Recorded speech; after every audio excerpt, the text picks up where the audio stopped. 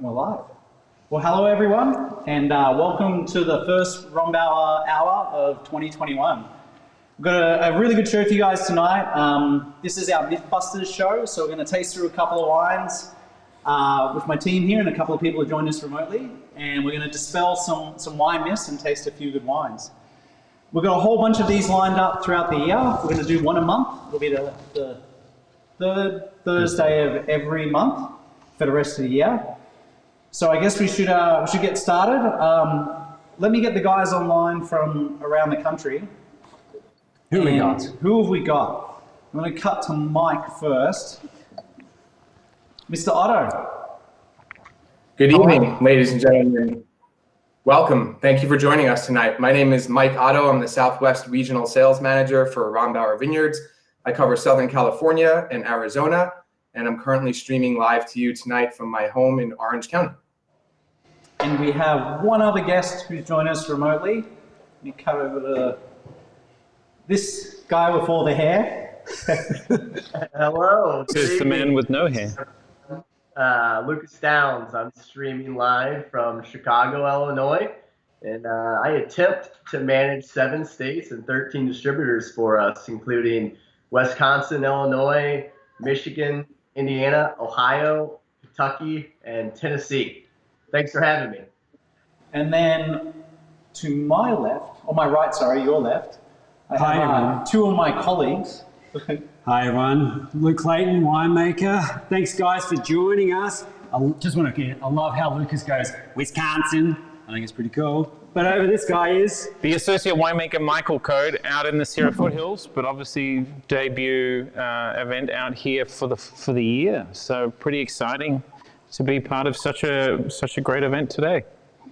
And I'm, I guess, the usual suspect on these. I'm Rich Allen. I'm the Vice President of Viticulture and Winemaking for Rombauer. an audio-visual. And I'm the guy who's doing the technical side of this tonight, so I won't talk too much. I'm going to play with the computer, and these guys are going to steal the show with Lucas and Mike. Well, that's the famous last words, because I'm going to interrupt you. Yeah, it'd be nice to get some words in for once. If I do get confused introducing people, it's because remotely I have Lucas and Mike, and then here with me live I have Michael and Luke.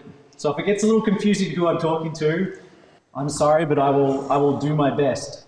Well, before we get started, mate, maybe if you haven't already at home, like we have here, we've already filled our glass up with something, so please go grab something to drink. And but first, let's see what the guys have brought for us. Mike, what do you got for us today? So I have 2 of the hottest wines in my market, actually. We have our 2019 Carnero Chardonnay and our 2019 Proprietor Selection Chardonnay. And Lucas, what wines are you doing with us?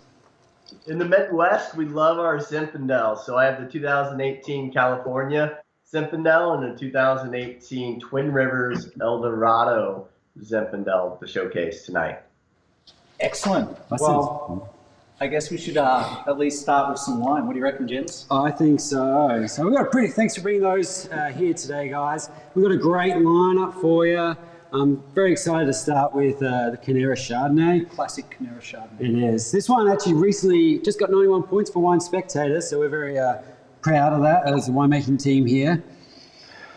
But yeah, it's, this bottle we have here is actually a really rocking. It's super like tropical and pineapple-y right now with a bit of butter and cream.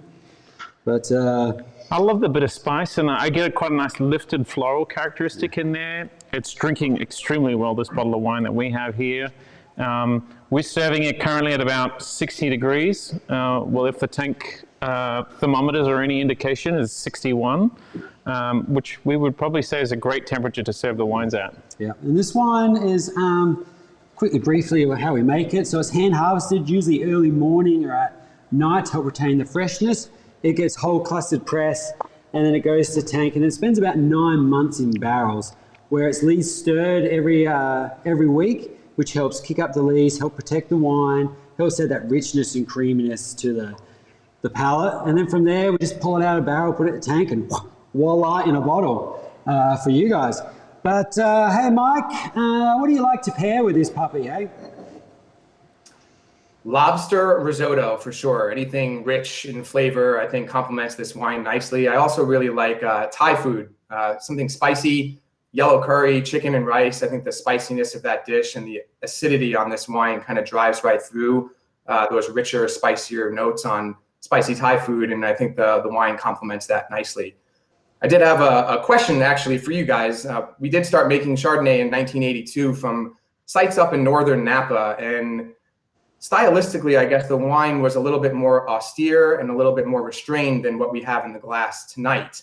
So we switched fruit sites in 1990 down to Carneros, and that's really when this wine started taking off for us. Can you explain to the viewers tonight what's so special about the Carneros appellation for our Chardonnay? Yeah, thanks so, Mike. Well, the Carneros region is fabulous for our Chardonnay, as you guys can taste. But the real reason is the climate down there. It gets nice and warm during the daytime, so we get those nice, ripe tropical flavors that you guys all love. But a fog comes in from the San Pablo Bay, and that helps drop the temperature quite down to sometimes in the 40s, and that helps retain this natural acidity. So the combination of natural acidity and the ripe flavors helps make this wine the perfect place for our Chardonnay. And then also down there's a lot of hair clay loam, which is great for our vines there. But it really helps pairing with food and stuff like that.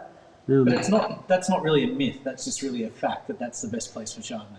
Yeah. Yes. Why? Because it just holds a relatively consistent temperature, and it's a slow, gradual increase in temperature and a slow, gradual decline in temperature. And so we see a lot of really good natural retention of malic acid, which is what we have in green apple. But we don't see a lot of it in this wine. We tend to go through malolactic fermentation. And when we convert malic acid, which is your hard green apple kind of metallic acid, to lactic acid, we get a really nice creamy buttercream kind of characteristic on the finish, and it really helps round it out. But then we retain natural tartaric acid in there as well, which helps with that nice zing that you get in there as well. And I think it's a really great example of good Chardonnay from the Napa Valley. Yeah, that's it. I'm enjoying it quite a lot. Michael, you've been out in the market a lot. Do you have any stories you hear or anything like that since you come to Rombauer? Absolutely. I've heard actually many wonderful Chardonnay stories over the last 3 years, but the one that comes most prominently to my mind happened well before I even started working for Rombauer. It was about 7 or 8 years ago. I was representing another brand, and I finally made my marquee placement. Entry-level Chardonnay by the glass at Gulfstream Restaurant, which is a Hillstone property in Corona del Mar, one of the top accounts in Orange County, actually. And I was thrilled. I was doing 3 cases a week like clockwork, very quickly became my #1 account. So I was in there a few months after having lunch at the bar. The GM came out to talk to me, said, "Mike, unfortunately, we're going to move in another direction. Your wine just isn't selling as well as I had hoped." And I was flabbergasted. This is my best account and we're doing 3 cases. How is that bad? And he very casually looked me in the eye and said, "Mike, we sell 12 cases of Rombauer Chardonnay by the glass every single week." 12 cases.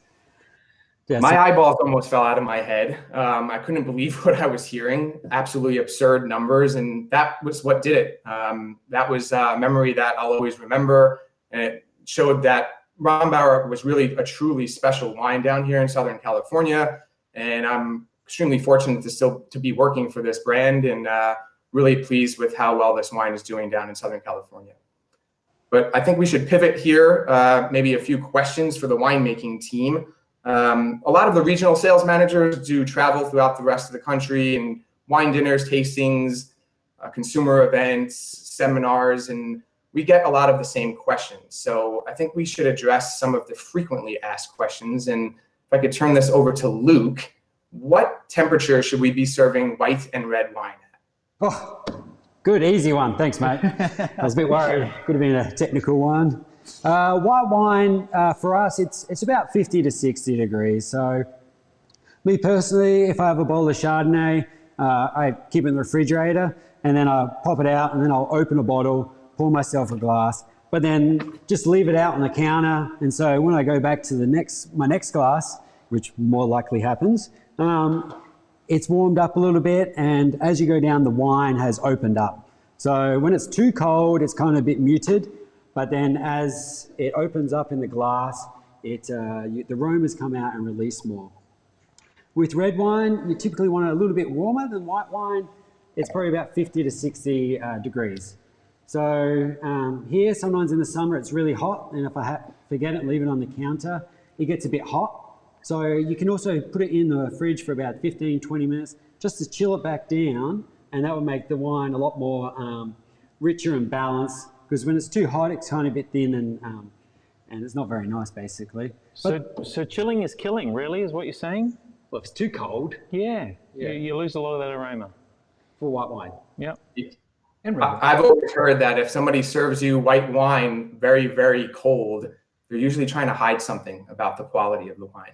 I like that one. There's tips on the road from Mike Otto. You got a harder one for this guy? Yes, question for Michael. What does swirling the wine in the glass do for the wine? That is a great question. One that we get a lot. It looks easy for us because we sit and swirl, and even water, we swirl. Thank you. One of the beauties about swirling wine, and apart from looking cool, the key thing is, in the short term, oxygen is really good for wine. In the long term, it's detrimental. Why? Because essentially it causes the wine to oxidize, and by oxidizing, you're releasing a lot of those aromatic compounds. So in the short term, as I was highlighting, when you swirl it like this, you're creating a large surface area to volume ratio. You're getting a lot of those aromatic compounds activated and starting to release. So while I'm swirling this here, I find this a very aromatic wine. So I see, particularly without even sticking my nose in it, I can see a lot of that vanilla come through, a lot of pineapple come through, and that's without even sticking my nose in the glass. I'm getting hints of spice in there, and I'm getting a little bit of floral. But while that's happening, that's all because of swirling and oxidation that's happening.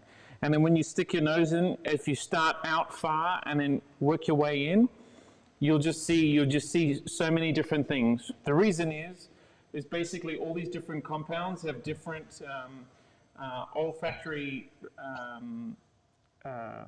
receptors. You know, your nose starts picking it up at different thresholds, right? Yeah. So as you get more and more intense in those compounds, some of them will overwhelm, and then you'll see other things.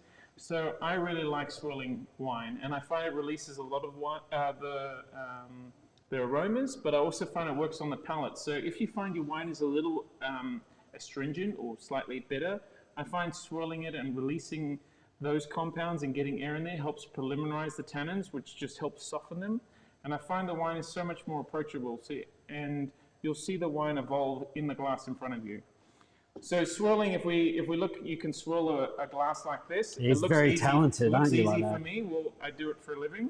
But if you don't, the best thing to do is just swirl it on the counter like that. It's less messy because you're less likely to swirl it out of the glass and onto yourself, which I did earlier this evening, because we might have enjoyed some Chardonnay earlier. Right onto your crutch, actually, wasn't it? Yeah, exactly. That was awkward to explain. After our show. Yeah, exactly. So, I think swirling is really advantageous to the olfactory experience that you have with wine. So I would say myth proven. Proven. Yeah. Not even busted. No. Well, what else you got for us, Otto? Yes, Luke, I have a last question for you. How long will a bottle of wine last once you open it, assuming that you don't drink it all in one sitting? Yeah, that's a great question. Is this a Magnum question or a 750ml question? Or is it the second bottle? If you're exactly. So let's start with Sauv Blanc. So for me, Sauv Blanc, screw cap, for me, probably a day or two, because it's lighter and it's more susceptible to oxidation. So the freshness dulls over time. For the Chardonnay, I like probably 2 to 3 days for that one, because I've done it. So a glass every night over 3 days seems to be a good number. And then for red wine, I believe up to 5 days. But what we like to do is we like to store it in the fridge. So if you open it up, you put it in the fridge, and then that cooling it down slows down the oxidation rate. So then the wines are fresher and preserves it more. Well, let's chime into that. So you were mainly, from what I understand, referring to younger wines. What would Yes. you do for older wines, Oh. apart from finish them?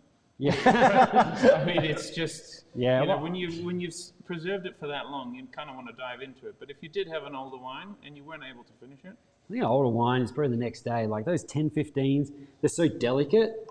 And then once you open them, like sometimes they don't last that long. right, So I think that one's a day max. right on. Would you agree? I would totally agree. Typically, if I've sat on it for a year or more, in terms of in my cellar, I'd like to get amongst it and get it done for the day. What if the wine is, say, a 30-year-old red? How long will that bottle last once it's open, if it's at the very end of its life? What, you got 15 minutes? That's a loaded question. It's a loaded question. And you're assuming my wife's next to me. I'll be lucky if I get a glass, and if it's anything that's sat in the cellar for that long, I'll be very privileged to have a glass of just one glass. Yeah. Yeah, special bottles, those ones. Yeah. But generally, if a wine is very, very old and it's at the end of its lifespan, some wines, they might only last 15 minutes before they start to decline the glass. So the older wine, really, the shorter the amount of time you have once the bottle is open. Yeah. Yeah, That's great. Great catch. that's cool. All right, Michael, Cozy. where are we at? You know, we talk about the classic Chardonnay. You touched on briefly on some of the food pairings. What would you do with the proprietary Chardonnay?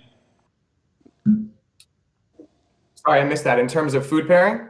Yeah, so we go from classic to food pairing for the proprietary selection. What do you guys typically see down there in SoCal? I usually see similar to Tornero Chardonnay. I mean, every chef, to each his own, they can get creative, but fish dishes, usually lighter fish dishes, any kind of roast chicken, lighter pasta dishes. I've seen, chicken Alfredo be paired with this as well. And I think the creamier the dish, the better it pairs, because that acid really cuts through that creaminess and complements the wine, and really ultimately makes you want to take another sip of the wine, and then vice versa back to the food. And then all of a sudden the bottle's gone and the dish is gone and I'm snoring on the couch. It always seems to be the way. Yeah, so this proprietary selection, for those who didn't know, we got 95 points from the Wine Spectator. Advocate, Yes. sorry. Thank you. So we got that from the Wine Advocate, and we're really happy with that result. And what we're typically seeing here is, Luke, do you want to walk us through it?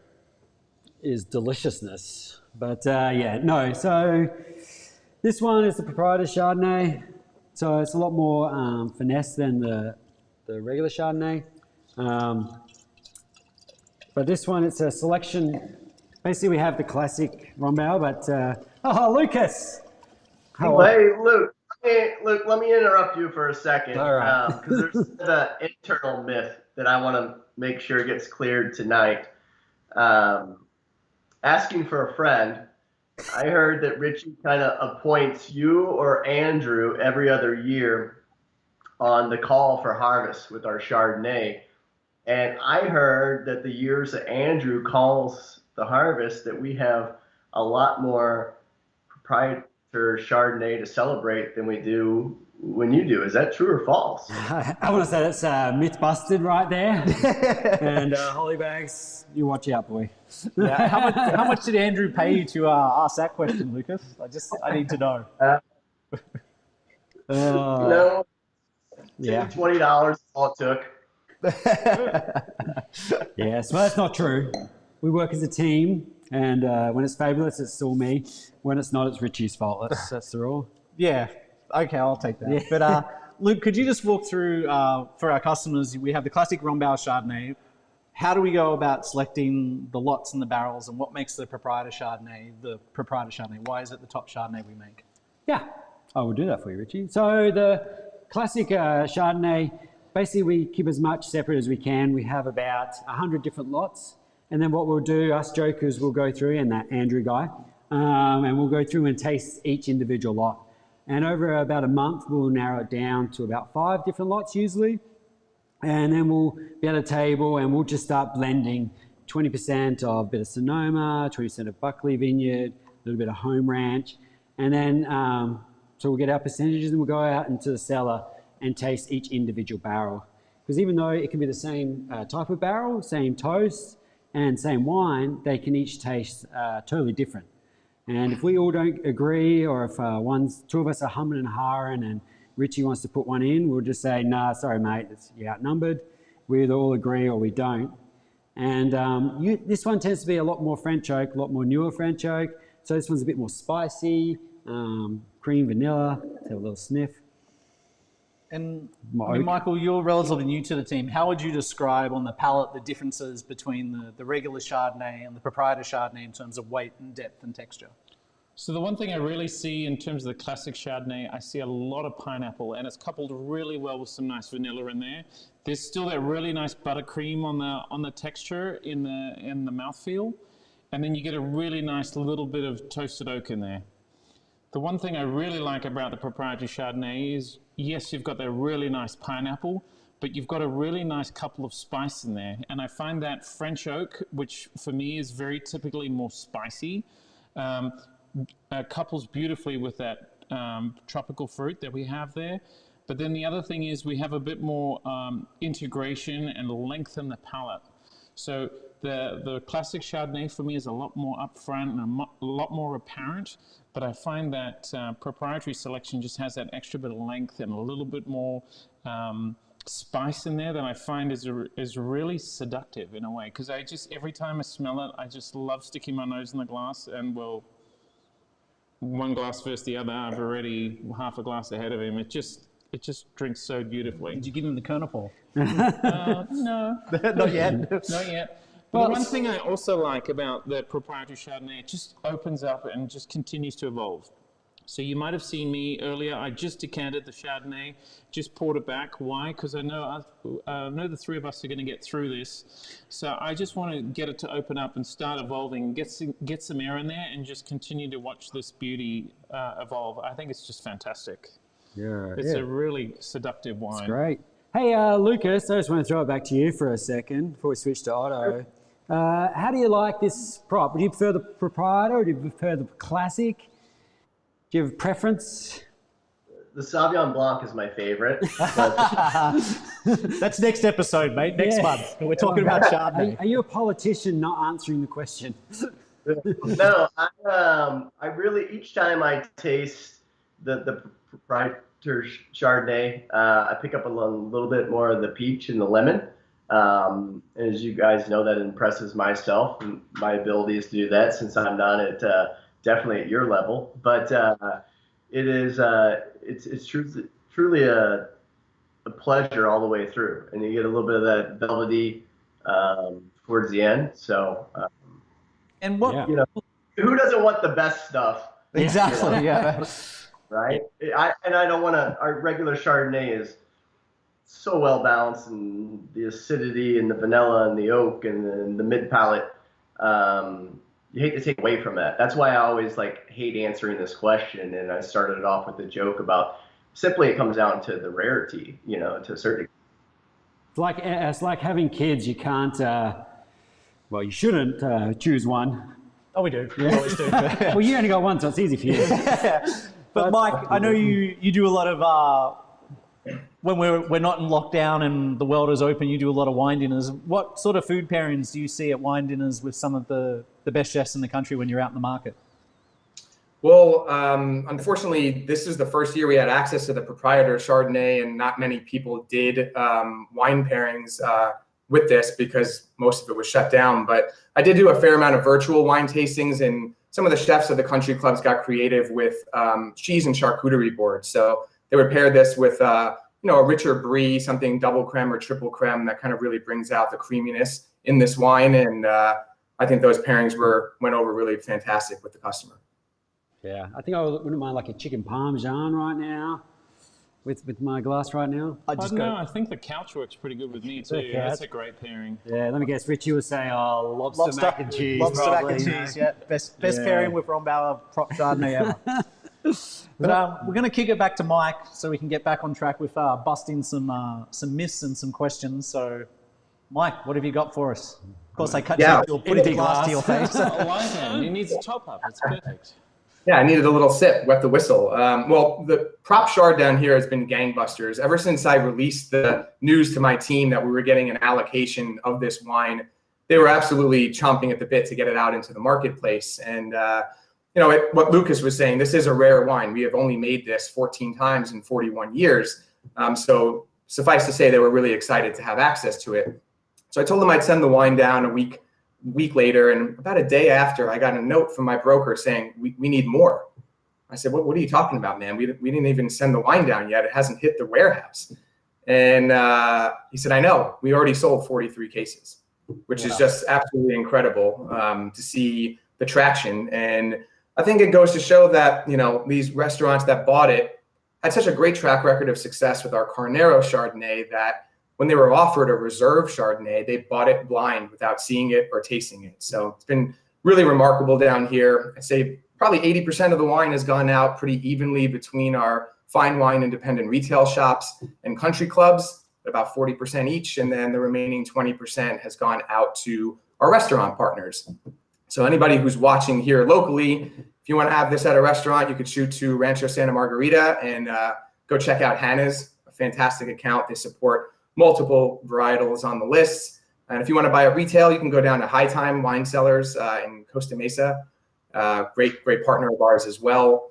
And for those of you who don't live locally, pretty simple. Go on our website. You can go to rombauer.com. You go to the Find Our Wines section.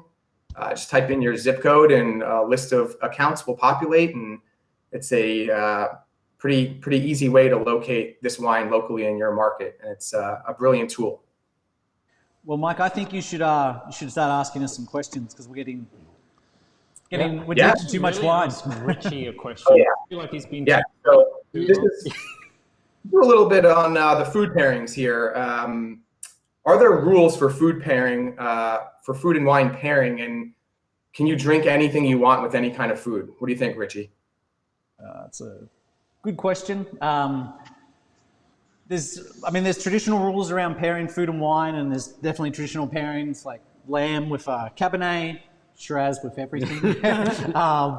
Chardonnay and lobsters, classic pairing, Riesling and oysters. But really it comes down to matching the intensity of the dish with the intensity of the wine and trying to balance the fat and the acid. So I've had dishes where we've paired sea bass with a Merlot reduction sauce, and you think, how do you pair like a white fish with a red wine? But that one sticks out in my mind as one of the best pairings I've ever had because the texture of the food and the intensity of flavor of the way the bass was prepared worked really well with the Merlot and the acid in the Merlot. And it was quite a magical pairing. But if you want, you can follow traditional rules or break it out of the box. If the wine can stand up to the intensity of flavor in the food, I'd say it's a good pairing. Yeah, break the rules, experiment. Yeah. That's like wine is. You try different wines, you see what you like.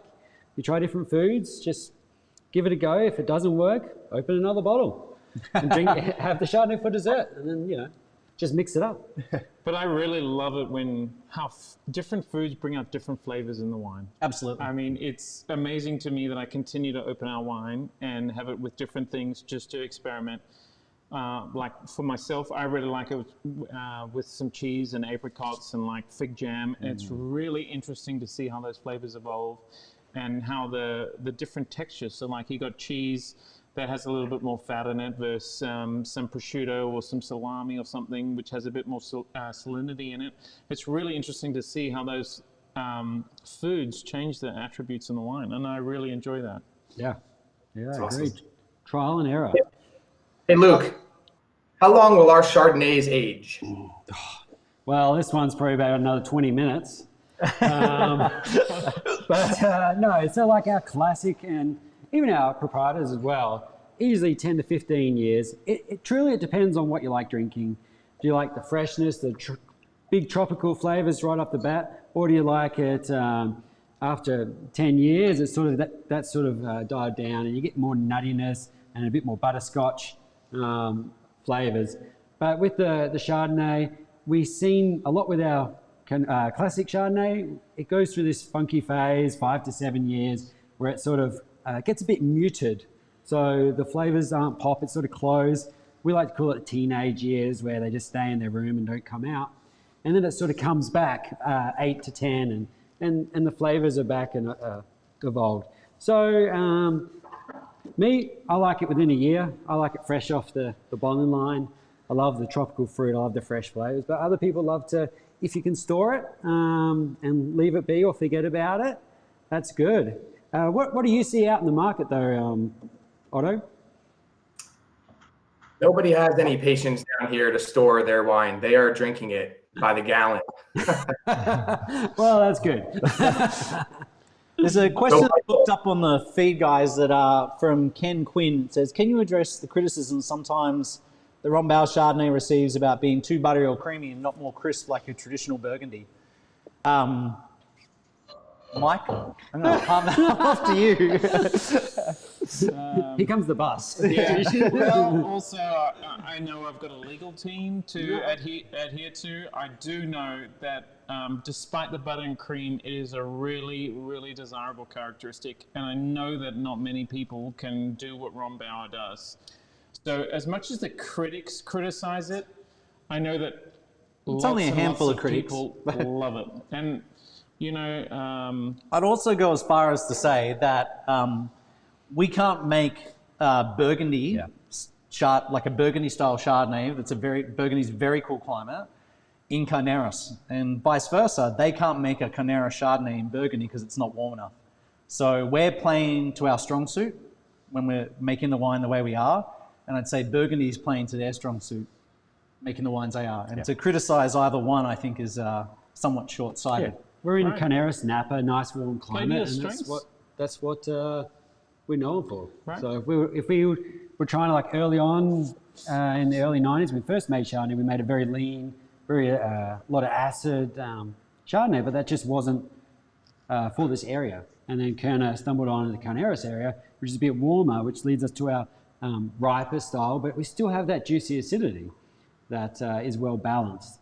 But trying to do a Burgundy in Napa was just be wrong, I think. I just have one more question in the feed that popped up, and someone wanted to know the difference between the Napa Cab and the Diamond Cab. And it's very similar to the difference between the classic Chardonnay and the proprietor Chardonnay. One is what we call our classic or core range of wines, and that's the Napa Cab and the Carneros Chardonnay. And they represent a blend of many different vineyards, whereas the Diamond Selection or the proprietor Chardonnay are a selection of the best lots of the vintage. And from those lots, we select the best barrels to blend those wines. And it's the same across the board for all of our proprietor reserve wines and the Diamond Selection Cabernet, that it's a selection of the best barrels from the best lots. Okay. Well, let's go back to the aging thing, right? So you talk about how we typically see a teenage phase in the 5 to 7 years. Yeah. That's referring to the 750 ml. Would you see the same thing in a Magnum or a double Magnum or a 5 liter or any other larger format? So, like, if I want to save a wine for my kid's 21st, we typically refer to people to buy a larger format. What would they expect to see? Yeah, good question. So in the half size, 375, because it's smaller volume, it actually ages faster than a standard 750.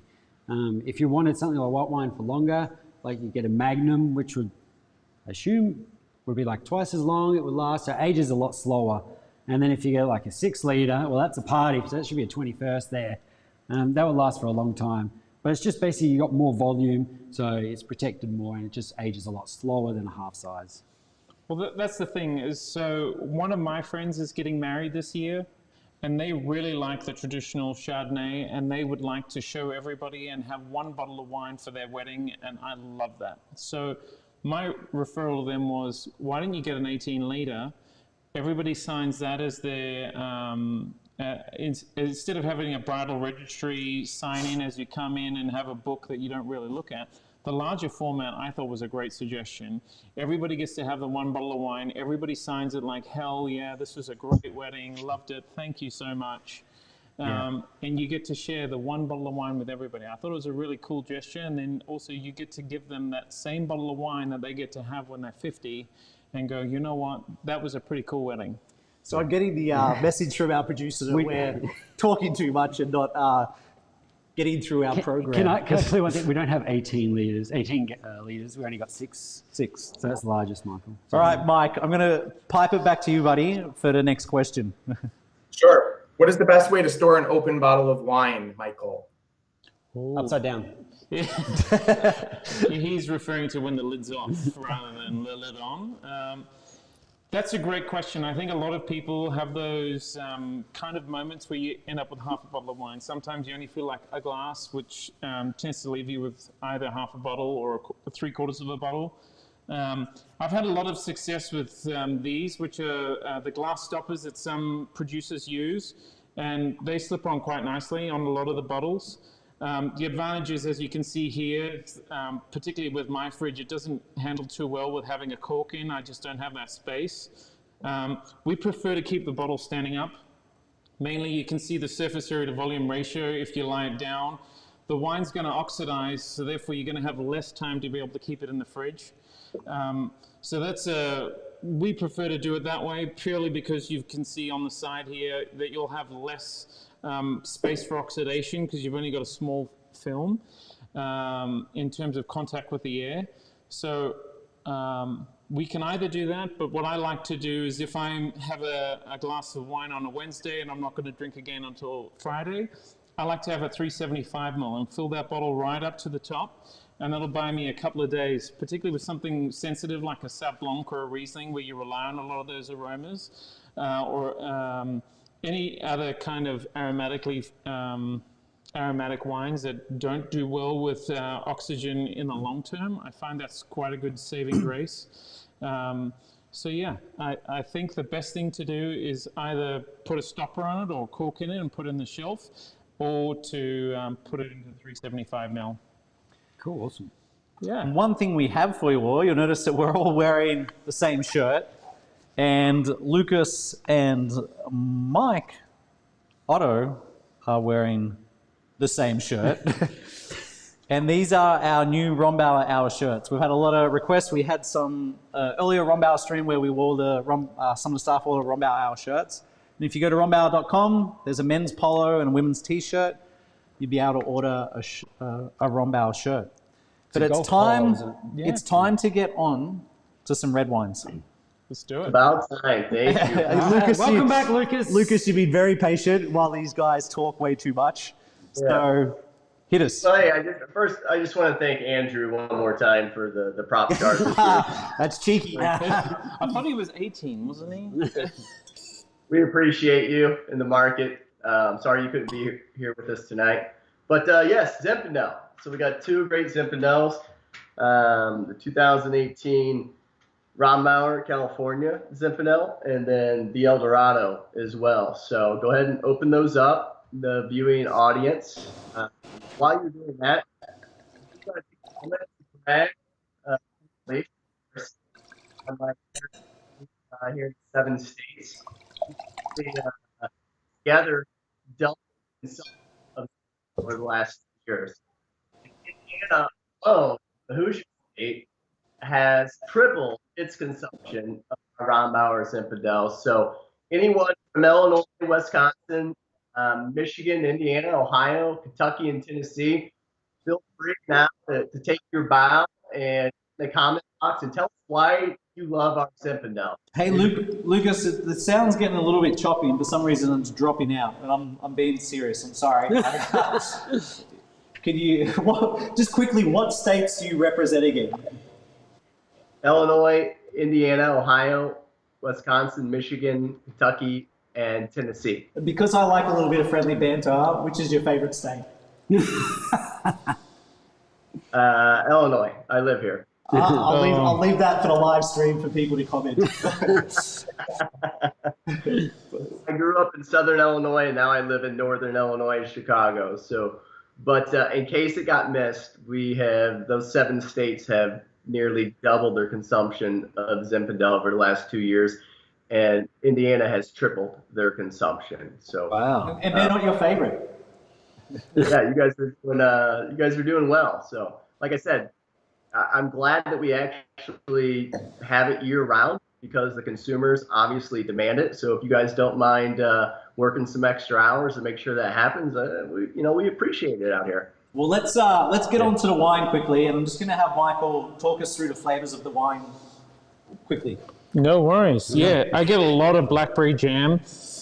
on the nose. I get a really nice bit of toasted oak in there. I get some really nice hints of floral. So the key thing I see is lots of jammy red fruits on the nose. I get some really nice subtle toasted oak in there, but I get some really nice concentration of flavor and some delicate kind of finish on the end in terms of that fruit just continues to last through the palate. And I find it a really nice, well-rounded wine. All right, Lucas, time to ask some questions, my friend. What, I love with our Zinfandel, the ability, a lot of times I'm at wine dinners and we always pair it with the dessert, which is totally fine. But one of the things that I believe that we kind of overlook at times is the ability that it pairs well with barbecue or spicy foods. So 2 weekends ago, I had the rec tech out back and was smoking some ribs, some baby back ribs, and pulled out a bottle of the El Dorado just for myself. My wife's pregnant, so she couldn't partake. But it really, really is a dynamic combo of the barbecue and our Zinfandel. What do you guys think about that? Yeah, I think ribs is a goer, definitely. Favorite pairings, gentlemen, for Rombauer's in? Baby back ribs. Stole my thunder. I like the St. Louis style, mainly because of what I heard from a lot of the American consumers, and I never learned what that was until we started to try it at home and go out to some restaurants. But yeah, that really nice smoky brisket kind of smell that you get in a lot of our grilled meats, I really like it. Mine would be braised short ribs. Yeah. For sure. But Lucas, yeah, the seafood style, Michael, is actually a little fattier too, and that's why it really complements our Zinfandel and it's able to hold up on that boldness too. So let's get to some questions. We'll start with you, Michael. What's the story with legs on a glass? That's a great question. So I don't know if you can see on the camera. I'll cut to a photo. Yeah, there you go. All right, you can obviously see the wine, and then there's that film starting at the top of the glass. That tends to form down into narrow little streams, and that's what a lot of people refer to as legs. It can either be an indication of sugar, it can be an indication of viscosity, it can be an indication of alcohol. I've been asked, is it a sign of quality? I think I can confidently say no, it's not a sign of quality. And I would generally say from everything I've seen in wine that it's myth busted in terms of, is there anything of value in it? Probably not. All wine have legs. Exactly. It doesn't mean it's Luke, what do you think about decanting a bottle? When do you decide to decant a bottle or not? Well, Lucas, that's a great question, and we just happen to have it. So everyone at home, there's two reasons you want to decant a wine.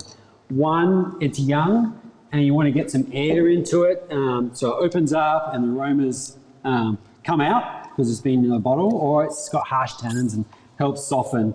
Another reason is an older bottle. So right here we've got a 2005, 15-year-old Zinfandel. And so what's happened over time, the color and the tannins are joined and they've dropped out of solution. So you're left with a sediment solid at the bottom. So what we're going to do for you, Michael's actually going to open a young wine for us, a 2018, and actually show us how to open. He's got a, what do you got, Michael? So this is a really cool corkscrew, and it's basically got a really nice cutter on the top that helps remove the capsule on the top in a really nice presentation. But one of the key things we want with our young bottles of wine, or basically any bottle of wine, the key thing is to pull the cork out straight. And put the corkscrew all the way in. Well, exactly. It helps with leverage, right? Corkscrew all the way in. I mean, it makes it a lot easier to open, and it helps the corkscrew pull the cork out exactly straight. And we don't have any cork breakages. I know that one of the common things, and Rich will be able to chime in here, about cork breakage.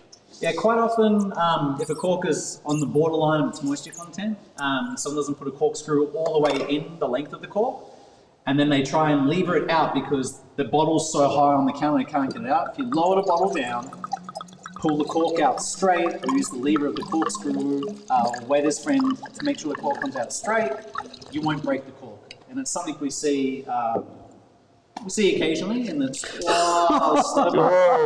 got him. Nearly got him. Yeah, if you can pull that cork out straight, make sure the corkscrew is all the way in, it'll be fine. Yeah. What you're seeing here, what Michael's doing, this is a young wine. Apart from making a mess. He's double decanting it. And the reason why we're doing that is to get as much air into the wine as possible, to open it up, to show its floral characters, and really almost like swirling the wine in the glass we spoke about earlier, getting as much air in as possible so we can smell the aroma and flavour. And Luke, if I can get you to do the Oso bottle now, or the older bottle, sorry, with the Oso corkscrew, that would be great. Yeah, so this is an Oso corkscrew. So it comes with 2 prongs. One's a little bit longer than the other. I know you can see that or not, but so what you want to do, you actually want to put the longer end between the cork and the glass, and then put the other one in and sort of shimmy it down until you get to the bottom, and then pull up and twist as you do it. So I'm not a som, and I'm not very professional at this, so I'm going to give it a go, and hopefully, if I fail, everyone will have a good laugh. So winemaker who can't open a bottle of wine, it'll be fantastic. Well, yeah. And you tendally want to do these with wines that are like 10 years to 15 years of age, because the cork's got a bit brittle and a little bit harder. I would generally say if a cork is starting to degrade to the point where it's no longer useful, it's usually around that 15 years of age. If the wine's been stored correctly, the cork should last at least 15 years. Yeah, and look at that. This one's near perfect cork, and it's got a little bit of sediment build up on the end. So I'm very happy with myself there. But so with this one, we're not wanting the air into it. We're just trying to separate the sedimentation solid from the liquid. I wish Michael hasn't made a mess. But you can use a flashlight. Everyone's got one nowadays if you've got a phone. And it's more a gentle pour. And you're just looking for until either... You kind of want to look over the top, right? Yeah, probably right. But yeah, because you want to use the light to see through the bottle of wine. Yeah, yes. And you see the sediment come from the back end to the front. Peanut gallery. And you don't want to glug it over, because what it's going to do is pull all the sediment off the top of the bottle or the side of the bottle, depending on how you've stored it or if you've rotated them. One long, continuous, gentle pour. That's Nothing why like I'm not a having som at a restaurant. Nothing like having 2 winemakers watch another winemaker open a bottle of wine. Yeah, we're all experts. But at the end, you'll have a little bit left. I probably did a little bit much there because I was getting attacked. Yeah. But so you leave a couple of ounces in there, but it's a bit of sediment and stuff, and you don't really want to drink that. You can drink it. It's kind of yuck and bitter, and might give you a hangover. Is that right, Michael? No. I don't know. What do you reckon, Richie? You reckon that's myth-busted in terms of giving you a hangover? Yeah, I'm not going to go there. But You're not going to go there? So you can decant this before, if you don't want a gallery when you decant, you can do it before your dinner, and you could rinse out the bottle, dry it, and then you could pour it back in, put the cork in, and serve it for dinner on the table. But the reason is mainly you spent all that time getting all that harsh, astringent tannin out, and you're looking for softness in the wine. So to make a muddy wine come into your glass of wine, you don't want to inhibit any of those other kind of experiences you're going to get. So the key thing is you want to pull all that, you want to leave that tannin behind. So 2 reasons to decant, in short. One is get off the sediment of the old wine, or add air into it to open it up and see what's going on. Will the sediment make you sick? You guys. Will the sediment make you sick? We were having this discussion earlier. We think... I'll let Michael answer that. He's got a theory. I do have a theory, and I think it would make you uncomfortable in the morning. And the only thing is, the reason I would think that would be the case is... I don't think you would want to be at that stage in the evening where you are thinking it's a great idea to drink. If you've spent all that time decanting it and you've done it right, I don't think you'll want to drink it for natural reasons. I like soft subtlety in my wine, particularly with my old wine, so I definitely wouldn't want to drink the I've had enough drink of you two talking. I want to see Lucas again in his marvelous hair. Hopefully he's got some barbecue going. All right, Lucas, next question. Finally, Jesus. Wow. Thanks, Luke, Michael. Richie, what is corked wine? Explain that to everyone. Let them understand. I'll try and be as quick as possible. So corked wine... Thumbs up. Thank you. Occasionally you will get a cork that has a taint to it. And it's a compound called 2,4,6-trichloroanisole is the chemical name. People call it TCA or people call it cork taint. And it's a very, very pungent compound. and it has a very low sensory threshold. So most people, the sensory threshold in wine that's around 14% is about 2 nanograms per litre, 2 parts per trillion.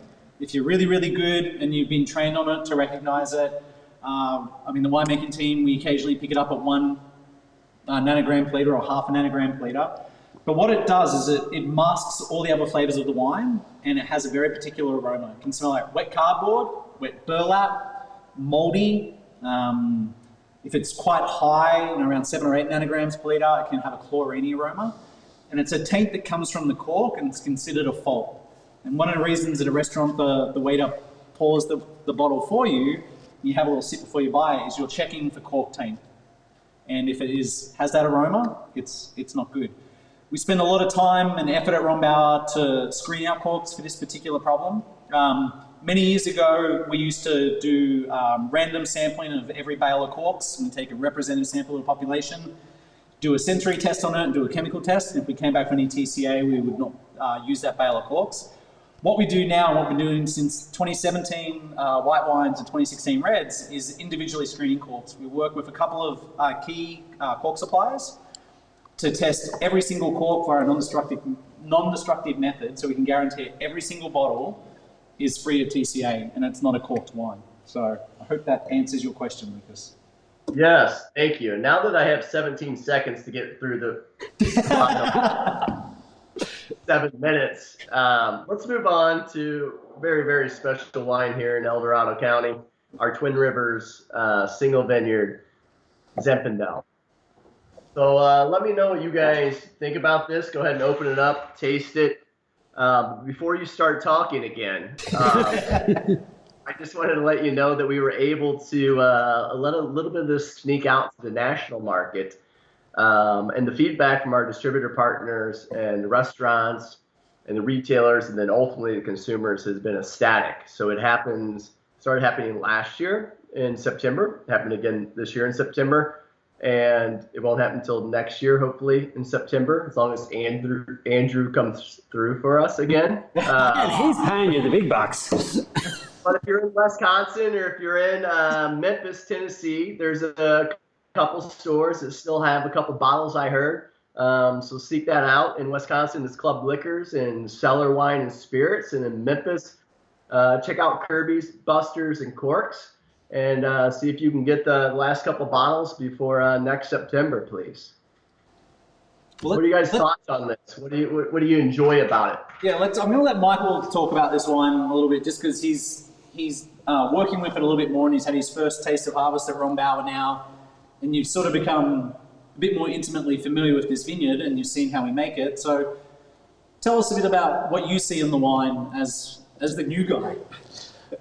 So for me, the El Dorado has a lot more length to it, and it has a lot more subtlety and finesse to it.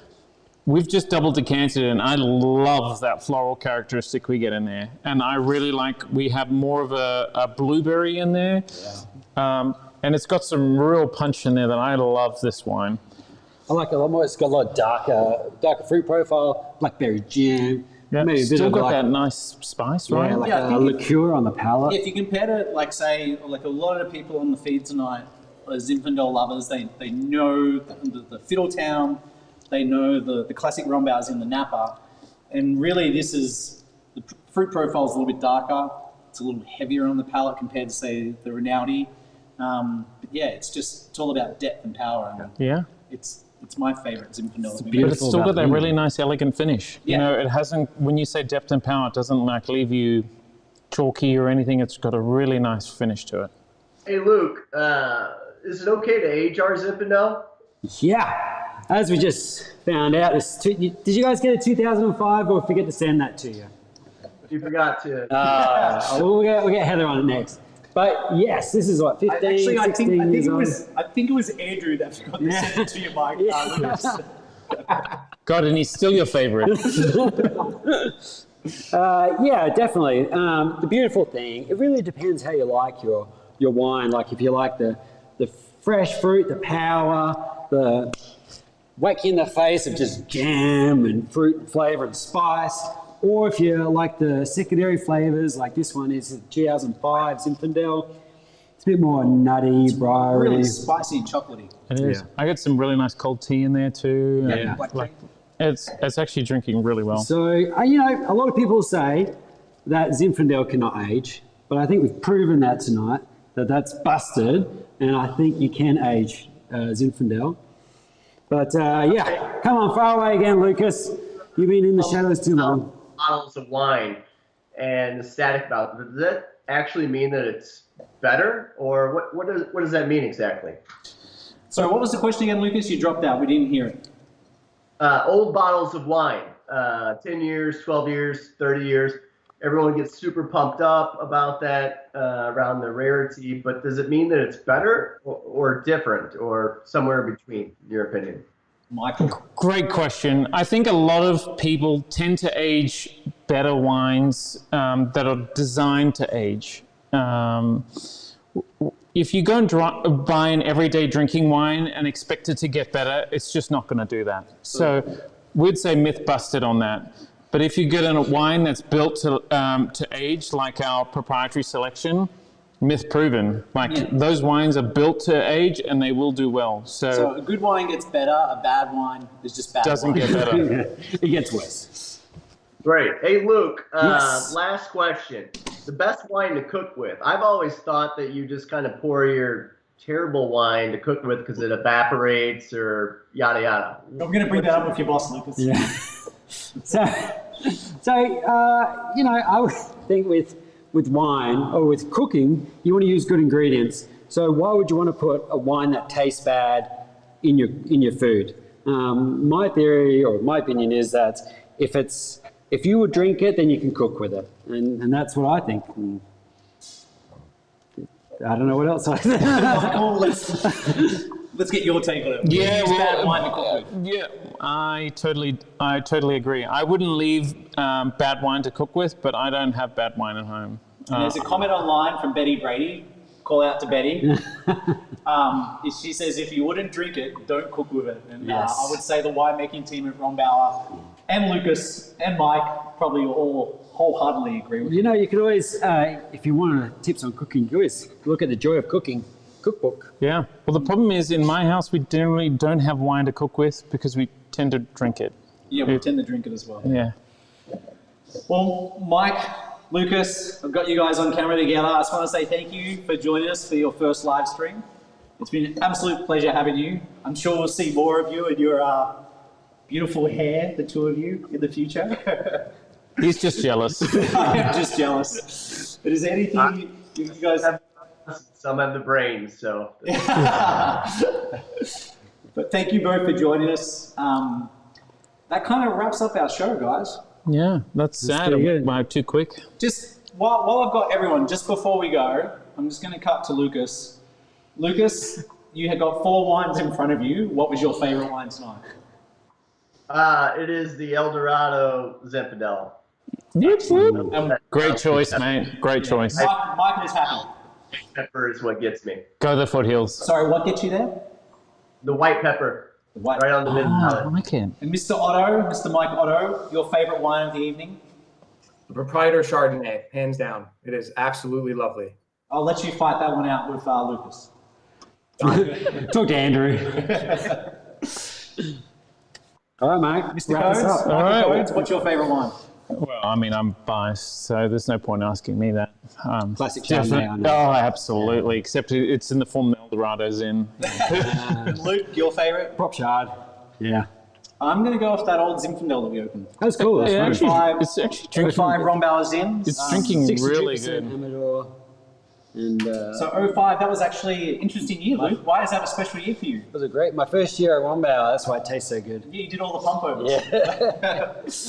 Well, ladies and gentlemen, that wraps up our show tonight. I'd like to thank you all for joining us. If you'd like to get a private virtual tasting, right now at Rombauer, because of the way everyone is in lockdown and limited travel and our tasting rooms in San Lino are closed, they've just opened up again in Sierra Foothills, I believe. We are doing private virtual tastings. If you'd like to get a private virtual tasting with one of our tasting room hosts, you can get on rombauer.com or email info@rombauer or give the winery a call on our toll-free number, which is on the corks and on the bottle. and we can schedule a private virtual tasting. You can do these in the comfort of your own home. We'll ship the wine to you. You can do it in a group if there's people inside your bubble. If you've got multiple people, we can ship wine to multiple locations, and one of our skilled tasting room hosts will do that tasting for you. We'll see you again next month, in the third week of February. 18th, mate. On the 18th, for the release of our new 2020 Sauvignon Blanc. It's delicious, people. This is actually going to bottle right now, and we will see you on the 18th. So, Thanks, guys. Be good. Thank you so much. Cheers. Cheers, bye mate. everyone. Cheers.